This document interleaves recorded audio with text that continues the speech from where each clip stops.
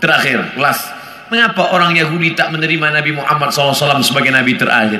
Saya telah mendengar pandangan seorang padri Yahudi mengatakan, akhir zaman akan muncul apabila semua keadaan telah aman semua. Orang telah kaya, tidak ada orang miskin. Waktu itu Nabi akhir zaman akan muncul. Apa jawaban Pak Ustaz? Ada buku yang amat sangat baik. Judulnya Tarikh Ad-Diyanah Al-Yahudiyah, sejarah agama Yahudi. Di sana diceritakan bagaimana orang Yahudi percaya bahwa nanti di akhir zaman akan datang seorang nabi dan mereka menyebut dia manakala berperang. Ini Yahudi, ini Bani Ghatafan. Mereka berperang dengan Bani Ghatafan dan sebelum berperang mereka berdoa kepada Allah, ya Allah, tolonglah kami melawan Bani Ghatafan berkat nabi terakhir yang engkau utus. Sudah datangkah nabi terakhir itu? Sudah. Siapa dia? Muhammad sallallahu alaihi wasallam. Mana buktinya? Husain padri Yahudi, dan dia ingin tahu apakah ini nabi terakhir itu. Dia intip dari balik pokok kurma manakala Muhammad SAW datang. Tala'al badru alaina. Yang lain menyambut Nabi Muhammad, dia perhatikan dari jauh, dia tengok tanda-tandanya. Selepas itu dia pun datang. Engkaulah nabi terakhir.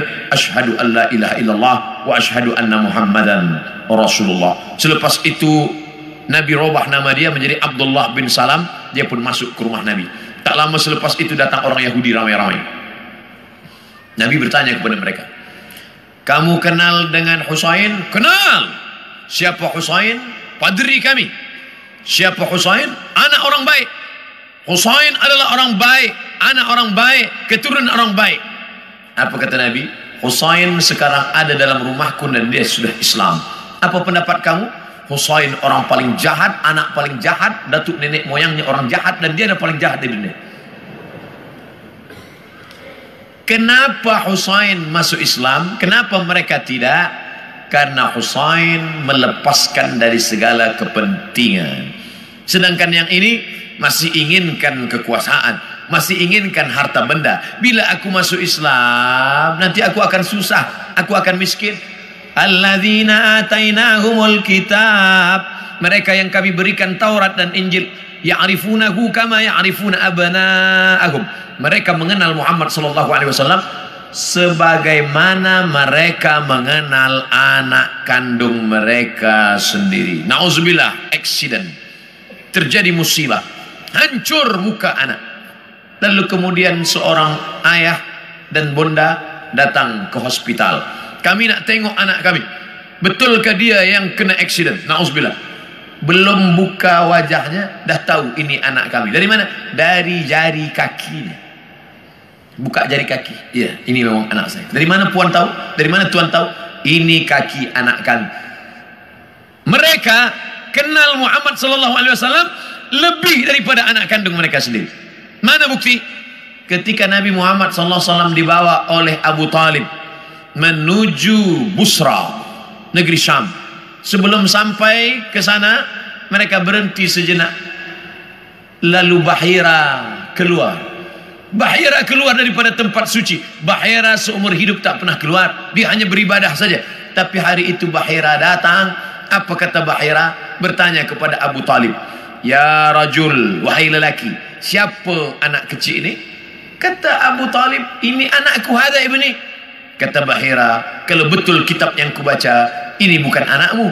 Anak ini yatim, ayahnya dah mati sebelum dia lahir. Kenapa?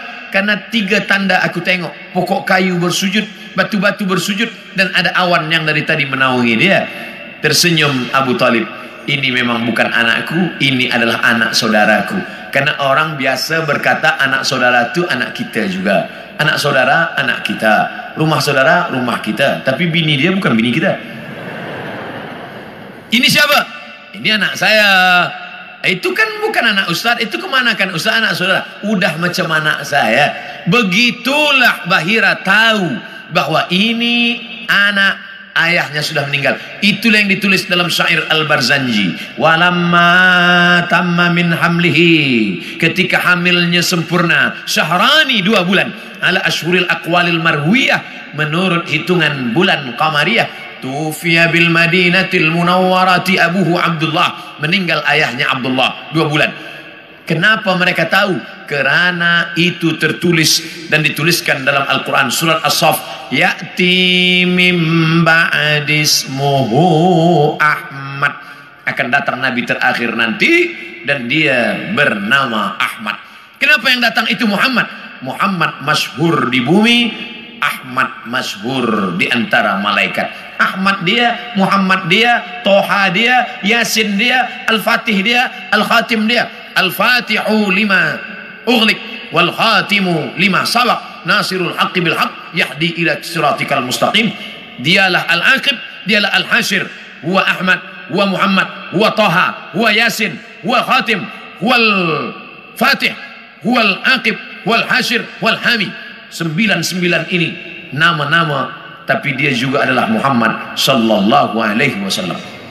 Kenapa mereka tak beriman? Karena mereka berkeyakinan yang datang itu keturunan Ibrahim, tapi dari jalan nasab Ishak. Ibrahim punya anak Ishak, Ishak punya anak Yakub. Yakub, nama lain daripada Yakub Israel. Maka anak cucu Yakub disebut dengan Bani Israel. Yakub punya anak Yusuf, Yusuf punya saudara lelaki bernama Yahuza. Cucu cicit keturunan Yahuza disebut dengan Yahudi. Mereka ingin nabi terakhir itu keturunan Ishak, Yakub, Yahuza. Sedangkan yang lahir terakhir ini Muhammad SAW, anak Abdullah, anak Abdul Muttalib, anak Hashim, anak Abdi Manaf, anak Qusay. Qusay lah yang membina Darun Nadwah di kota Makkah Al-Mukarramah. Cucu cicit keturunan daripada Adnan, Adnan keturunan daripada Ismail, Ismail anak daripada Ibrahim alaihissalam.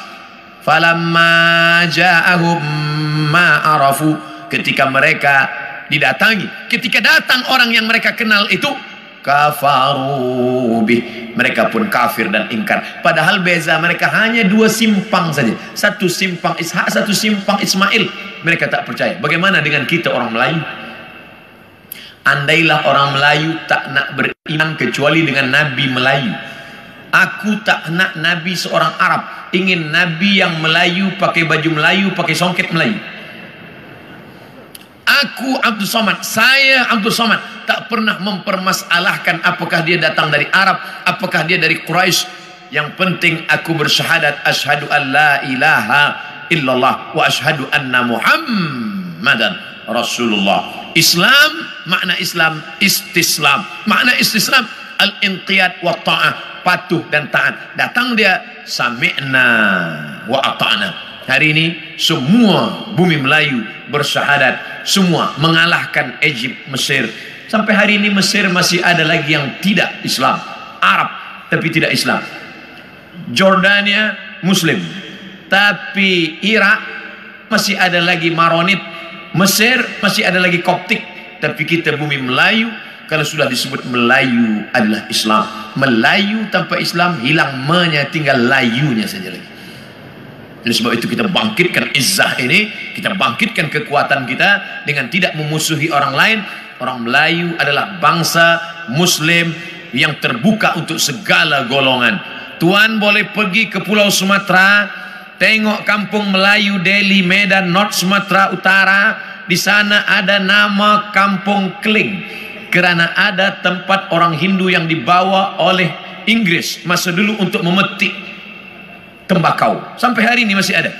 Di sana pula ada kampung nama Pecinan, tempatnya orang saudara kita daripada Chinese, Tionghoa, masih ada tegak berdiri. Orang Melayu Muslim adalah orang yang menebarkan kedamaian. Wa ma arsalnaka illa rahmatan lil alamin. Terbuka. Kita tak pernah memusuhi orang lain. Kamu nak beramal, sila beramal.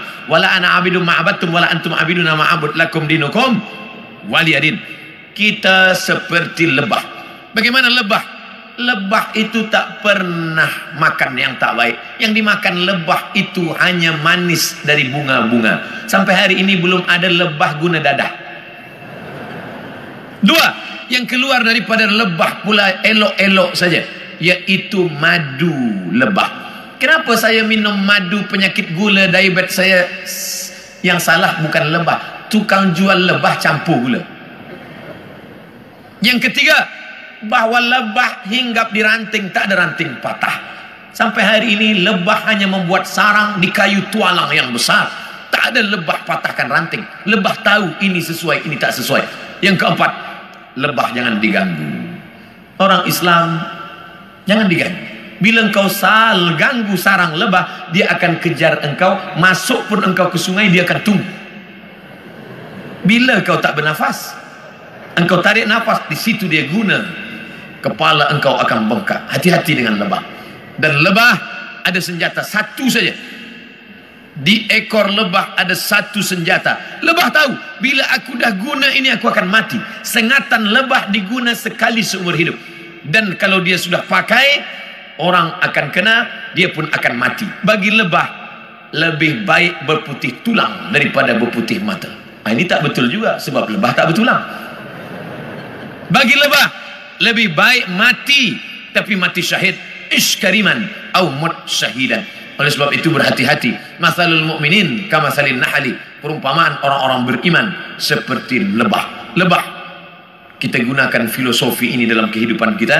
Mudah-mudahan kita selamat di awal zaman, selamat pula di akhir zaman, insyaallah. Amin.